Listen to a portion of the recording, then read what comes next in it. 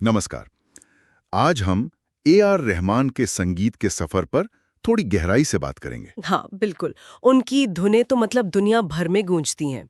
तो देखते हैं ये सफर कैसा रहा। और शुरुआती काफी दिलचस्प है।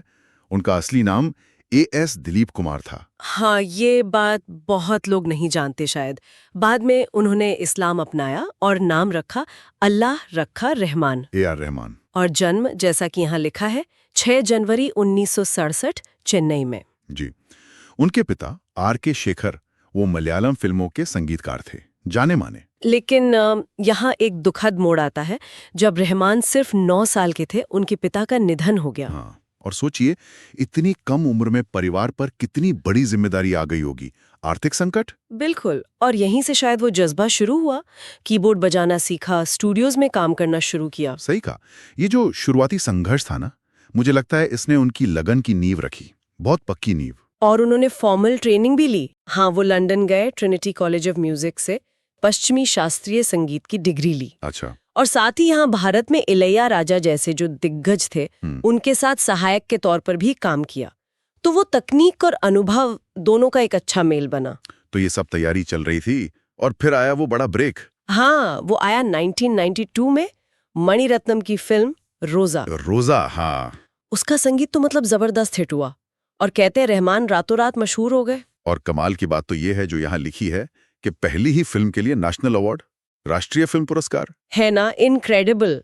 मतलब डेब्यू पर ही नेशनल अवार्ड जीतना, ये बहुत बड़ी बात थी उस समय। और रोजा के बाद तो फिर सिलसिला चल पड़ा। बिल्कुल, फिर तो लाइन लग गई। बॉम्बे, दिल से, ताल, लगान, स्वदेश, रंग दे बसंती, कितनी सारी फिल्में हैं। और इनके संगीत में वो जो खास बात है वो मिश्रण है ना। हाँ, वही भारतीय शास्त्रीय संगीत, इलेक्ट्रॉनिक साउंड्स, दुनिया भर का लोक संगीत, पश्चिमी क्लासिकल, इन सब को वो जिस तरह मिलाते हैं वो अनोखा है।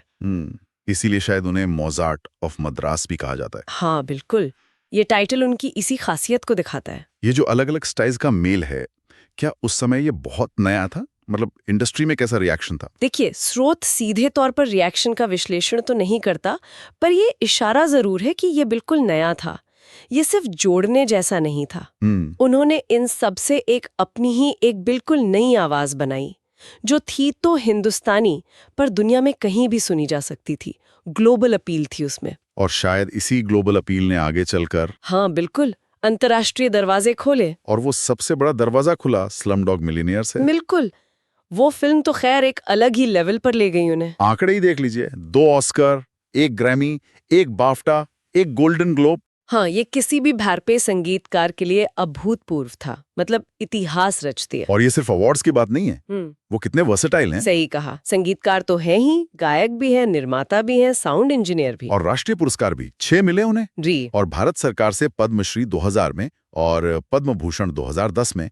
ये दिखाता है कि उनका योगदान कितना बड़ा और गहरा है। सामग्री में उनके निजी जीवन, उनकी सोच, खासकर आध्यात्मिकता का भी जिक्र है। हाँ, वो कहते हैं कि संगीत ईश्वर की भाषा है। ये दिलचस्प है। हाँ, और मुझे लगता है कि ये पहलू उनके संगीत को समझने में मदद करता है। वो जो गहराई, वो जो सुकून मिलता है ना उनके संगीत में, हाँ, शायद वो इसी सोच से आता है कि संगीत सिर्फ मनोरंजन नहीं, एक तरह का आध्यात्मिक अनुभव है। तो कुल मिलाकर ये जो जानकारी है ये क्या दिखाती है? एक सफर जो मुश्किलों से शुरू हुआ, हाँ, और वैश्विक पहचान तक पहुंचा। ये कहानी है टैलेंट की, मेहनत की और संगीत के प्रति एक गहरे समर्पण की। बिल्कुल। और शायद सबसे बड़ा सबक यही है कि हालात कितने भी मुश्किल हों, अगर जुनून हो तो आप कुछ भी हासिल कर सकते हैं। हार नहीं माननी चाहिए।